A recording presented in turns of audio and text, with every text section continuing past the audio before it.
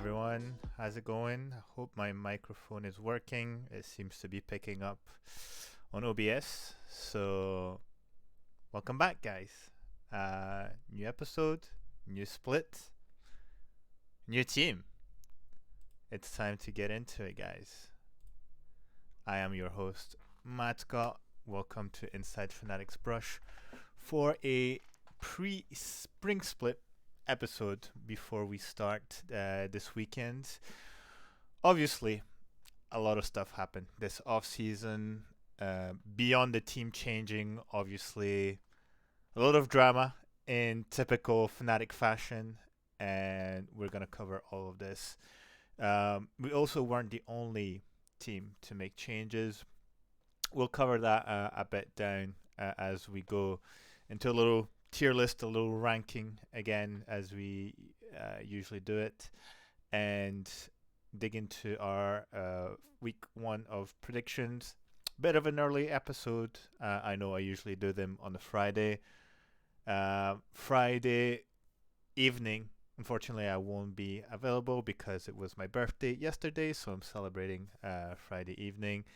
Hopefully, I'll be able to catch the games on the weekend. But yeah, just to give you a bit of a backstory of what's going on. So before obviously we get started into what's gonna happen this season, let's look a little bit about the stories that happened. And dear God, did did we have some stories to talk about during the off season? So obviously, a lot of people were very disappointed with the ninth place, not even able to make it, top eight with the roster that we had. First of all, was a first time for Fnatic to not make playoffs. So quite a unfortunate historical moment, and all the fan base was out there with their torches and their forks ready to just raid Fnatic HQ, send them some trucks in the good old LCK meta, and ask for some answers, obviously, about what happened. Why is it that our players look mental boomed? Why does it feel that the coaches, or at least the staff behind, isn't really able to revitalize and help the players really gain some momentum and fix some of the issues? And so obviously one of the first people who were targeted was Dardo, with the infamous hashtag Dart out, which I I don't know what to think about it. It's a big cringe personally, but to each their own. And a little wave of wanting Dardo out of Fnatic started. Obviously, we got a first message from Sam Matthews, CEO of Fnatic, saying that obviously changes would be made, and that how do you say it? That they were doing a full internal sort of audit of what went wrong and what were the elements needed to fix and build on the long term. And even that first video wasn't really well received because for some reason people were expecting Sam Matthews to say, "Oh, Dardo is fired," and those are the changes we're making within less than a week of the announcement made. Oh, sorry, of the last game played. So a bit of some, I don't know, weird expectations in terms of the fan base, but obviously people were quite annoyed and were looking for some quick answers to, I don't know if it's to feel better or to feel validated in their hate towards such and such player or staff member. Do I know how the scrims are going? There are rumors that apparently scrims are going rather well in general. Obviously, we've heard Reckless say that he's much more hopeful with what happened. We've seen Reckless stream and talk in length about how the off season went, and obviously him sort of breaking down on stream, which was heartbreaking to watch really, and that he was feeling hopeful for the new season. So I think that kind of gives us an idea of which direction the team is going. Obviously, um, with that said, we've also seen a lot of previous members of Fnatic kind of, you know, untying their tongues, we will say, lashing out and sharing their experience. We have Toki, who shared with LS a bit of his experience, accusing Sam and Dardo to be unexperienced and clueless about competitive league in general, and feeling like he wasted his time in his career going in. We had Yamato as well, who shared some of his concerns that he had while playing in Fnatic, how he felt like sometimes his hands were tied in regards to certain decisions that he wanted to make, and that he wasn't necessarily given the freedom to operate as he wanted.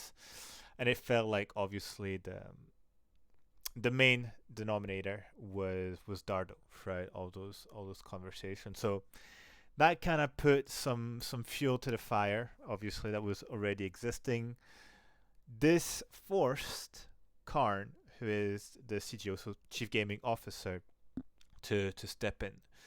Now, Karn has been part of Fnatic as long as I can remember at this stage. Like he is the root of Fnatic. He is really the embodiment of the esports mentality and spirit of Fnatic.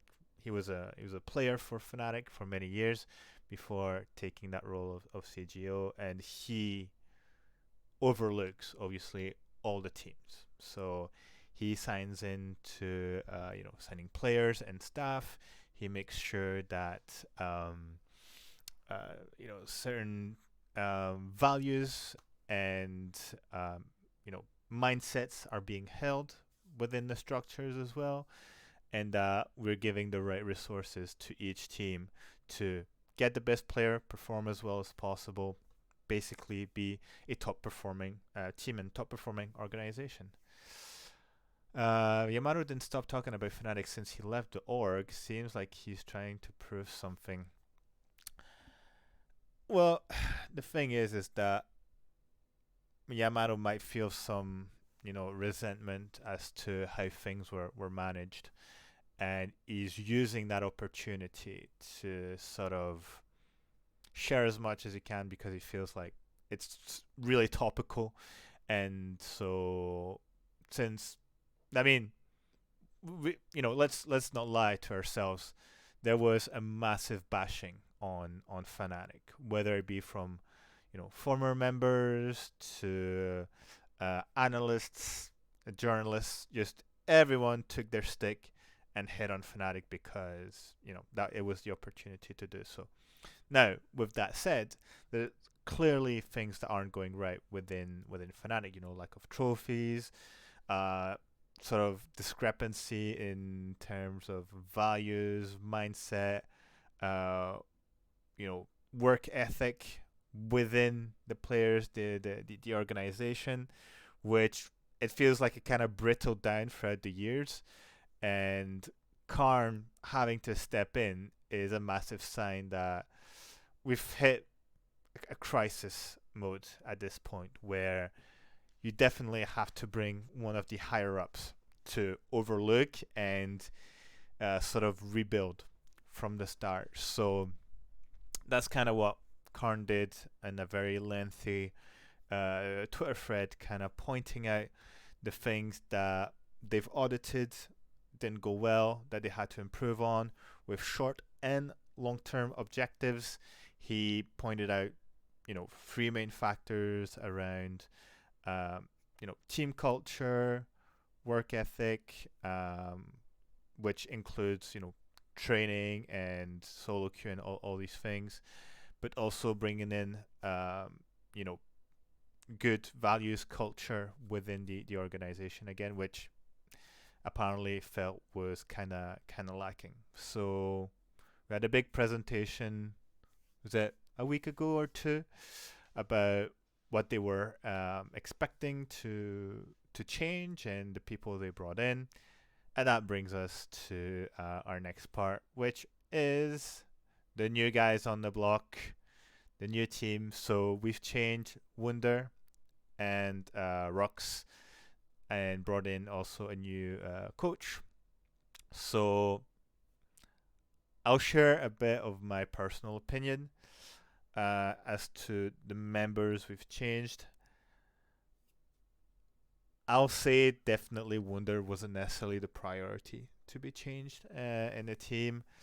Um, Reckless or Rux, definitely there's something to change in that bot lane, but I feel that our jungle mid synergy was lacking, and one of the two members probably had to change. What it felt like was Razork was at least one of the members who was still trying to cheer his teammates up, bring the energy within the team, and not giving up. At least, like it felt like he was one of the last pillars of the team. So, you keep Razork, but that means you would have to change Humanoid. But who do you put instead? And again, you have to contextualize this into who's available on the market, the current situation with the ERL, who are in the middle of their spring splits, so either not willing to let go of a player, or if they do want to let go of a player, it's going to cost organizations a fair price. So you don't buy him for a few hundreds thousand, but much more than that. So obviously very complicated off season to manage. We've ended up with Oskarinin and Advien as our new players and Nightshare as our coach. I'll talk about Nightshare on a different segment. Just going to focus on Oscar and Advien. So Oskarinin, I actually misspelled his name. Just realized.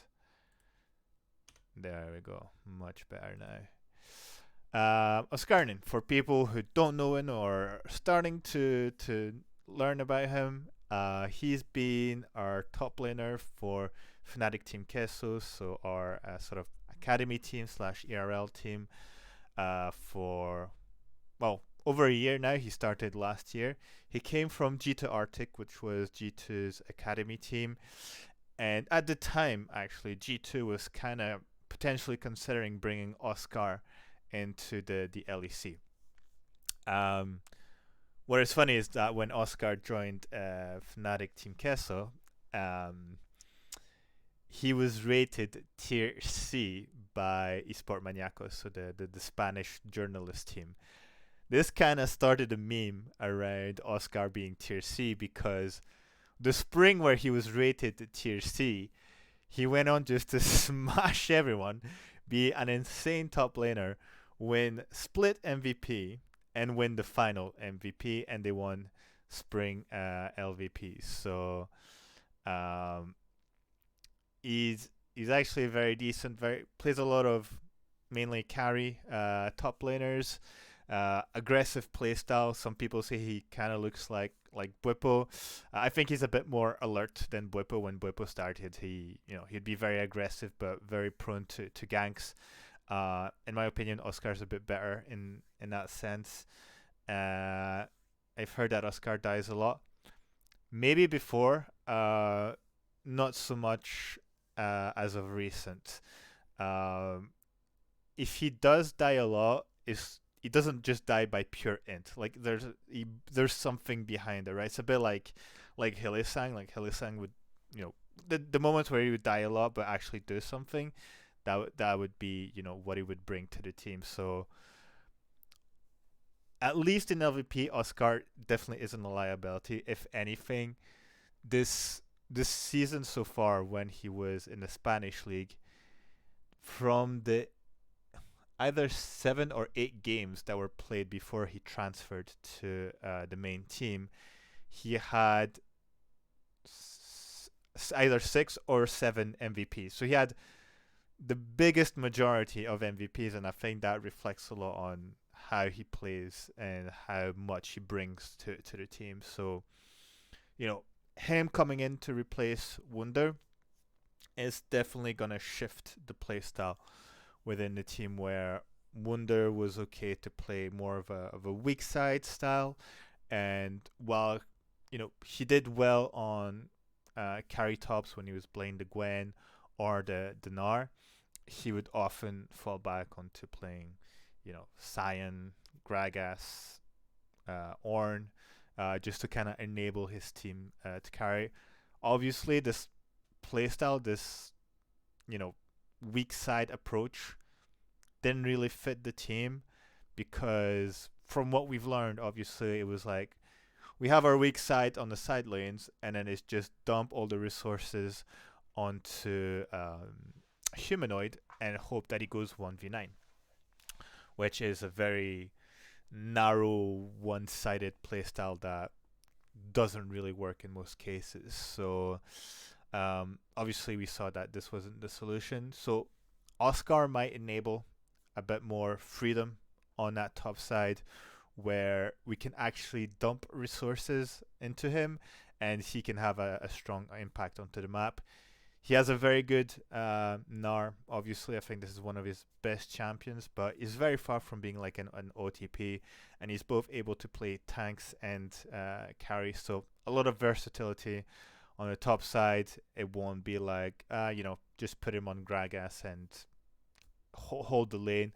He will actually be able to be a bit more aggressive, and depending on how well he fares against higher competition, be a bit more of a threat and of a focus for the enemies to jump in. So, personally, for having watched him since last year, I'm very happy to see him join the team.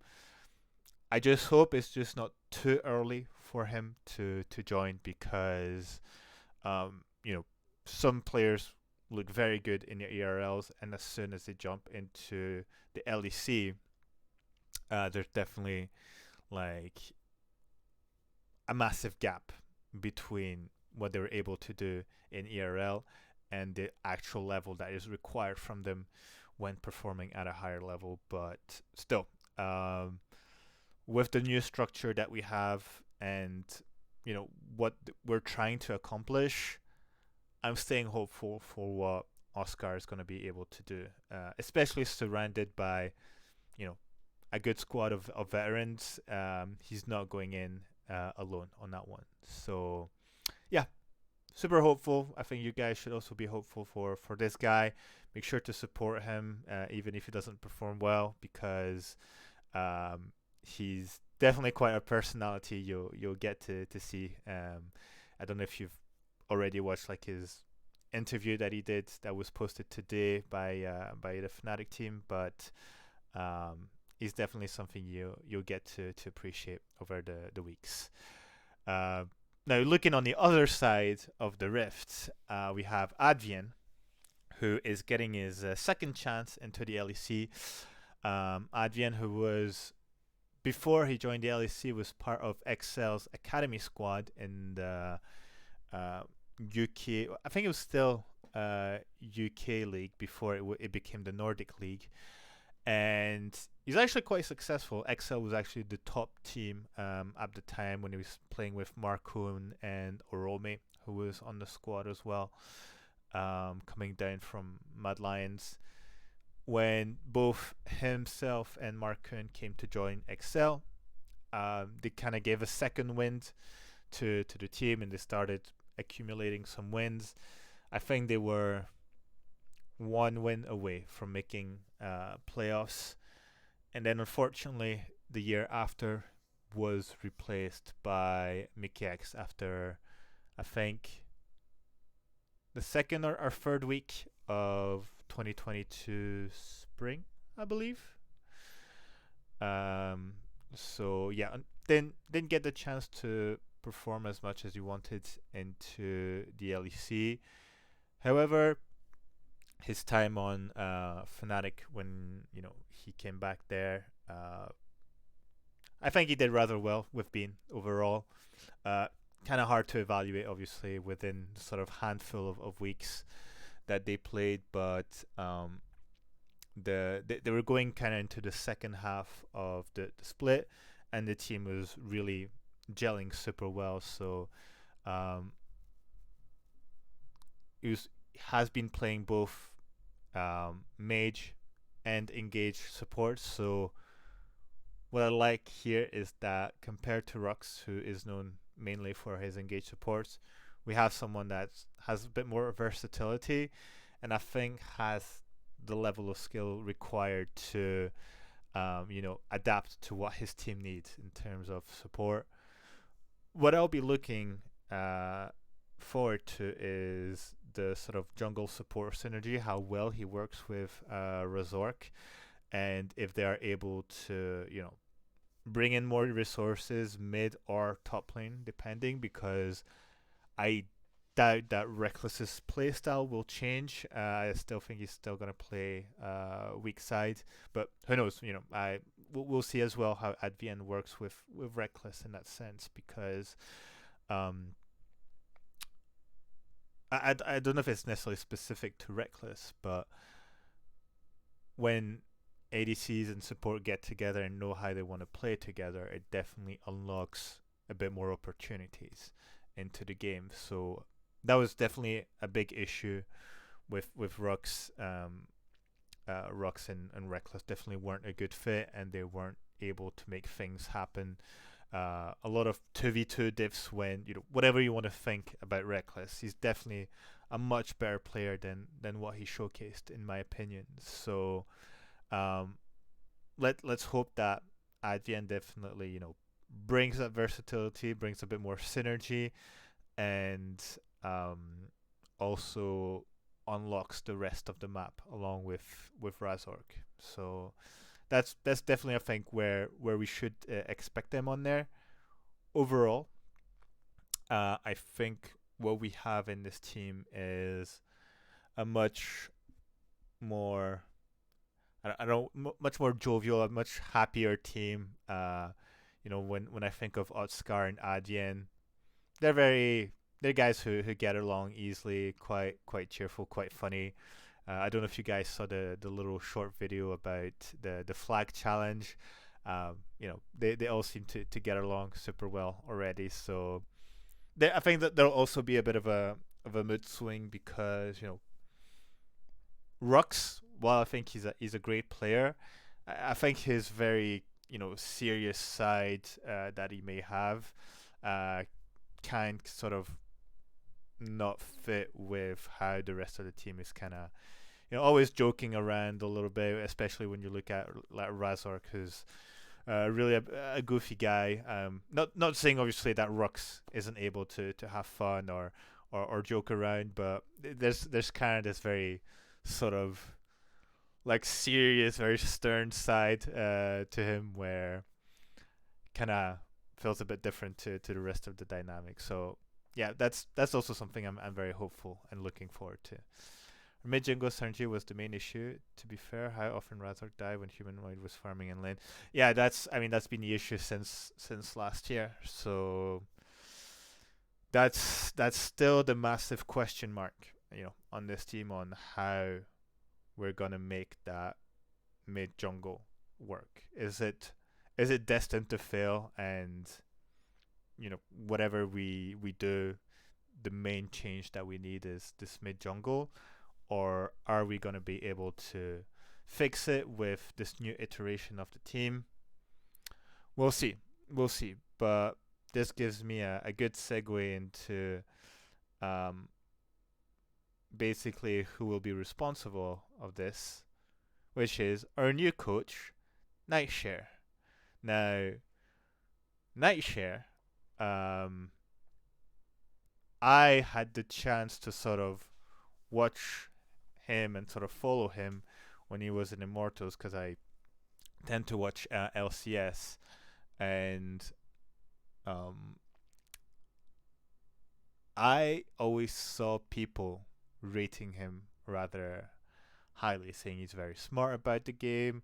He's great at creating groups, and he has also a good vision about how to manage teams, and basically just a lot of positive things to say. As you must have seen, he is Freeze, his twin brother. So Freeze was an ADC. Got a bit of beef with Reckless back then, if you guys were around, where Freeze tried to banter and Reckless kind of took it personally, and was kind of showing all of his achievements. So obviously people were a bit concerned when Nightshare was announced to the roster, but obviously this shouldn't affect anything. Nightshare definitely will be a massive change compared to Crusher, and the way he was speaking during the sort of little AMA that happened with Karn and Pete reminded me a lot of Young Buck when he joined Fnatic, which is you know playing games together, just doing as many activities with the team to create the necessary synergy, get people to know each other and really form a cohesive unit. And I personally really appreciated that aspect that he put forward, where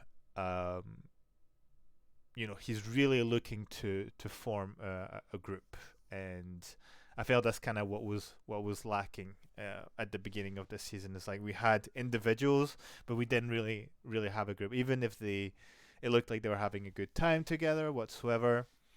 um I feel that playing these games together, spending time at the restaurant or elsewhere, just to build in sort of team friendship. I don't know. Like that. This is gonna be our approach into the spring split.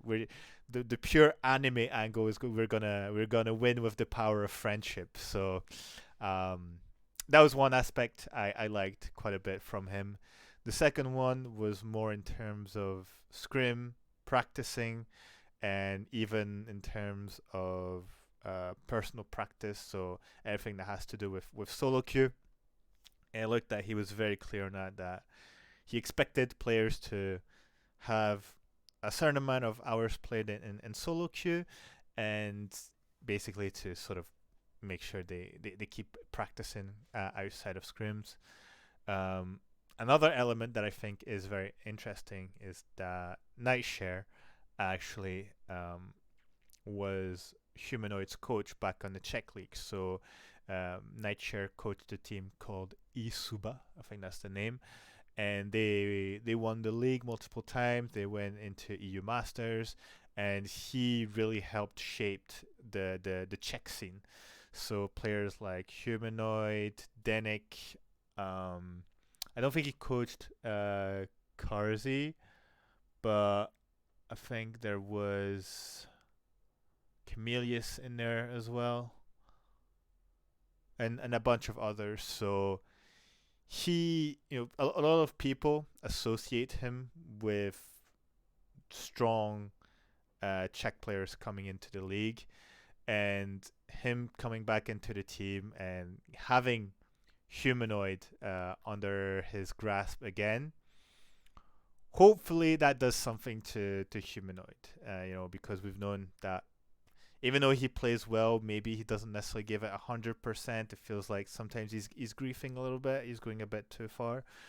So we'll see how this sort of return with Humanoids will really enable him, what he will be able to bring compared to other coaches. And if, I don't know, if Humanoid thinks that he needs to give himself a bit more under this coach, that'll be a big question going into the spring split, but definitely something we'll be all looking forward to. But I think that people are sort of underestimating Nightshare because he had a very complicated season with Immortals, because Immortals as an organization was a bit of a shit show when he joined it, where he was coaching the academy team. Then they brought him into the main team, and the changes he wanted to make, they didn't allow him to. So he had a dysfunctional team that he couldn't change, and had to, work with that. So I definitely think that doesn't reflect his capabilities as a coach. And hearing some of the rumors, the echoes, it seems that he's starting well already. So um, I don't know. Maybe he has a good methodology with the team. Maybe the approach is correct. Um, Definitely think it was a needed change, compared to Crusher, who I think got overwhelmed quite quickly and couldn't find the answers to sort of turn things around for Fnatic. So yeah, I don't know. We'll see how it works. Your guys' opinion on this. Let me know if you're watching this on YouTube, in the comments below. Very curious as to how you're feeling about this new team, new coach, and expectations going forward. Speaking of which, let's see if I have this prepared properly. It should be. Nope, it's not well prepared. Damn it. It's disappeared. No. There. Do we have it? Oh, not exactly. Oh, just 1 second. What's happened there? Let me just fix that quickly. There we go. So quick tier list before jumping into our predictions. I think the obvious one is putting G2 at the top. I don't think anyone is able to reach them at the moment.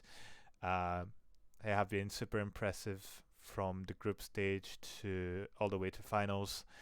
Just playing whatever they want, kind of giving us 2019 vibes, Monka S. So they're definitely the team to go for. Looking in tier A, so Vitality brought in Upset, which definitely is an upgrade for that bot lane, because I think Neon was an outlier and didn't live to the expectations of what Vitality was hoping for. So Upset, depending on how he works with Kaiser, both of them are German, so let's see if the German connection works for them. I think they're still gonna stay very competitive so far. It'll just be a question of how all these personalities kind of clash, and again, the threat of a super team. So we all know how those happen. We'll see how that reflects on their performance. Koi did well to sort of come back during the split. In general, they had a complicated start within the first weeks, but brought it back bit by bit. Just fell to Mad Lions, who I don't know, just really look unlocked with guys like Helisang, and you can see like even Niski um, was playing very very well overall, much better. I think much better than he's ever played before, in my opinion. They obviously fell short against G2 because I think when you have a bot lane like Karzi, who's while he can be aggressive, still play kind of weak side. When you're going against a Hansama Mickey X duo, you need to be a bit more aggressive on your approach, and you can't just let them get the advantage because they will snowball very hard. And Hans again is also having probably his peak season as well, even better than how you would play on Misfits, in my opinion. So A tier, I think, still very clear. I was struggling a little bit with B tier because I sort of bundled up everyone on there, and I think it's very close because while teams like BDS and SK looked very strong at the beginning of the season. When it came to the best of three, best of fives, this is where you could see sort of the holes in the armor for those teams. And I think because of that, going into spring split, people will have much better read onto those teams going forward. So I think it's absolutely fine to put them in B tier. I put Fnatic in B tier there just purely about from what I've been hearing around, and also in terms of the level they need to achieve at this moment. Because if we're C D tier again, then it's gonna be an impossible season, even to go through as fans, but even for the organization as a whole. So it's not just expectations; it's clear objectives for Fnatic to reach. Um, Despite G2 current form, I don't see them doing well versus Asian teams. Broken Blade is mediocre as fuck. I think Broken Blade is good, but compared to someone like Zeus, definitely won't be able to challenge him. The thing is that, how can I say this? G2 is good, but I think the Asian teams currently are absolutely insane. If you guys watch the LPL and the LCK, like if you watched T1 play today, they are absolutely insane right now. And it just feels like every game they're playing every week, they're getting better and better and better and better.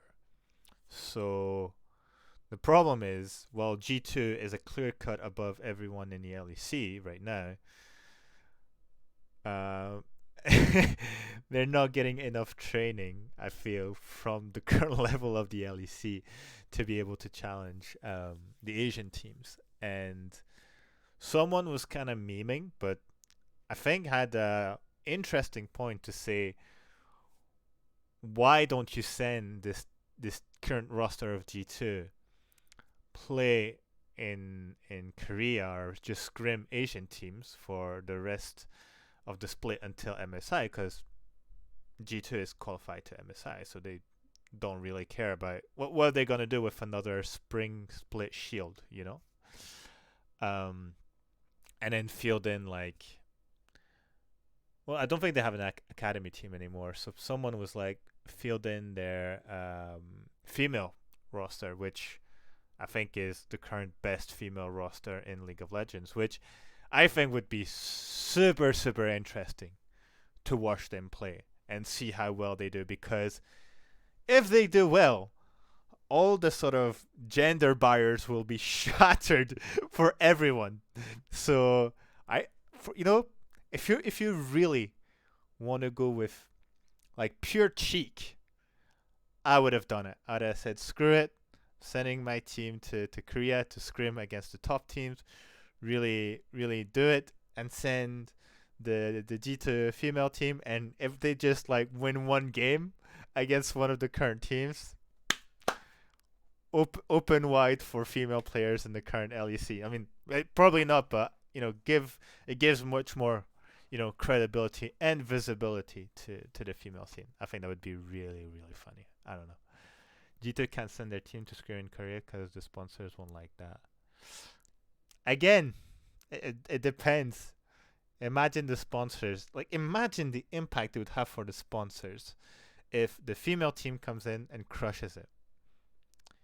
You get so much more exposure. It's like, oh, brands are supporting an organization that is progressive and competitive, that is shattering expectations and gender barriers within a strong male dominated industry and field. This is honey jar for the sponsors. They're like, yep, we're all that. We're super progressive. We're pro female competition and all that good stuff. Anything you say, yep, that's us. That's the brand. And then what you do when you send G2 to Korea, you vlog it. You make a series, you make a series about G2 and you do all the sponsor activation on the world over there. It's free real estate, man.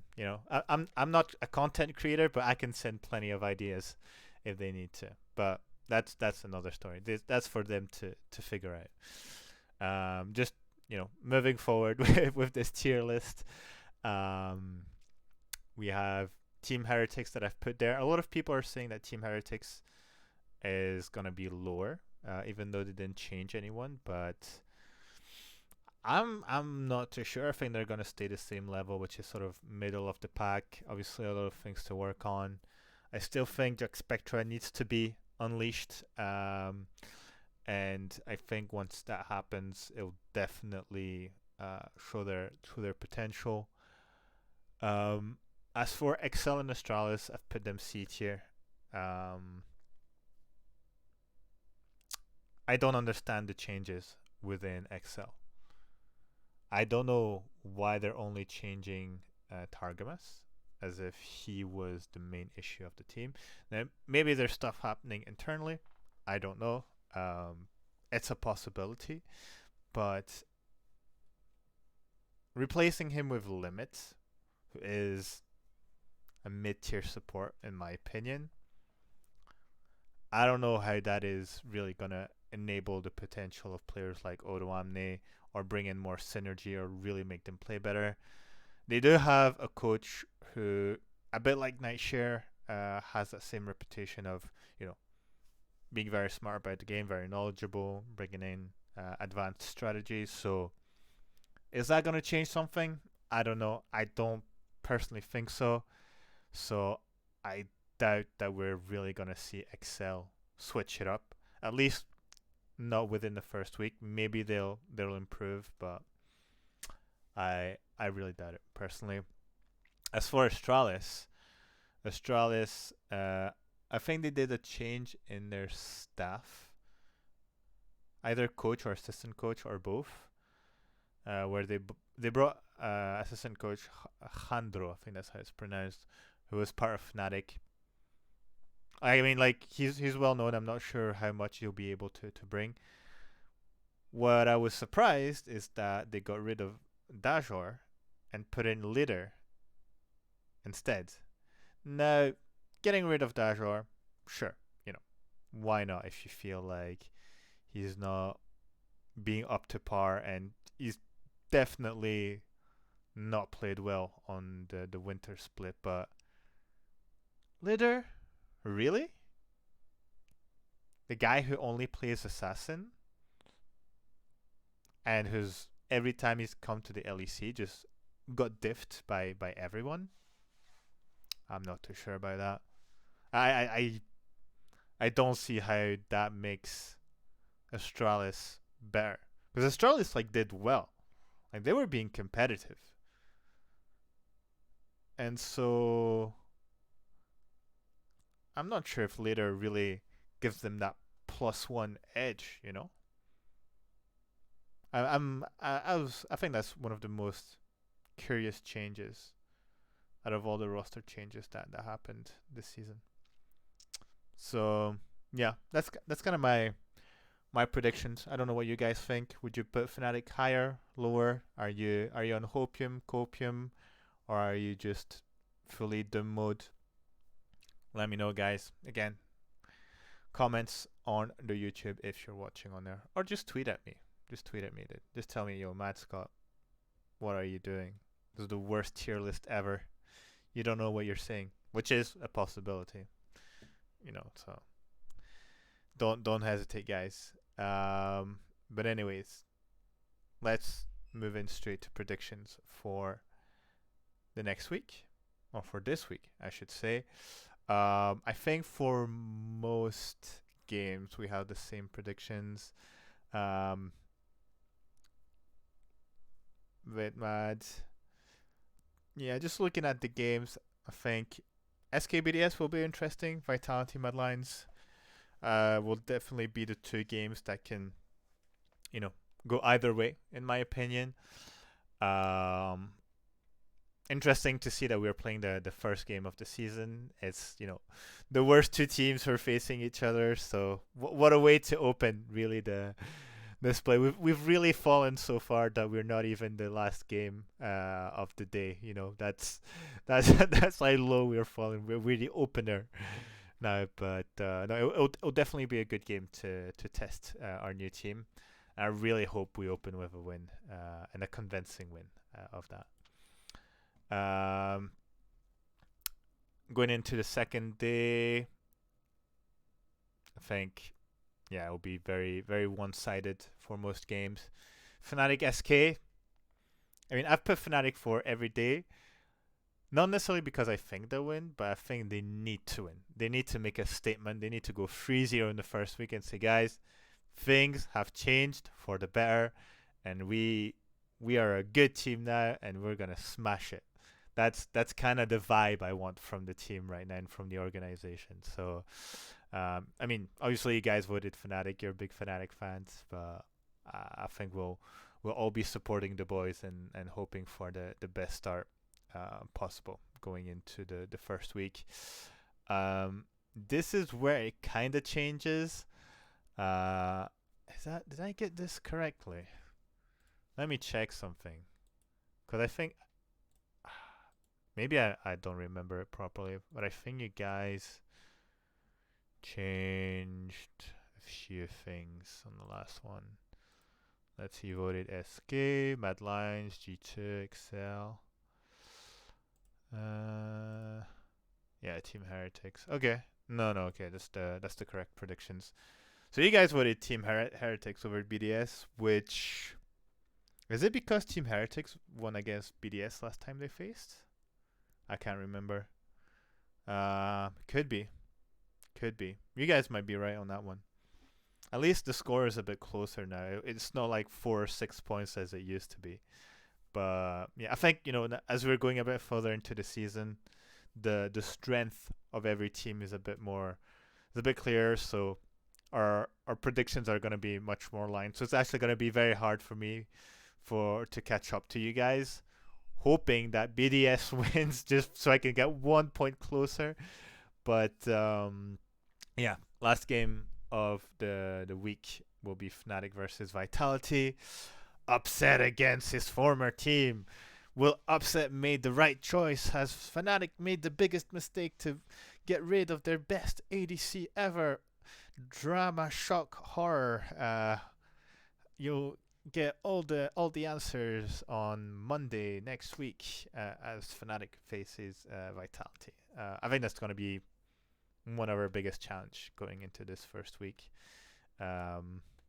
Hopefully, if we play well, we're able to close the game this time and not send it back to Vitality. But it'll be interesting to watch Upset play against us. See if he try hard even more against us to be like, I'm gonna show you guys. You made the wrong choice.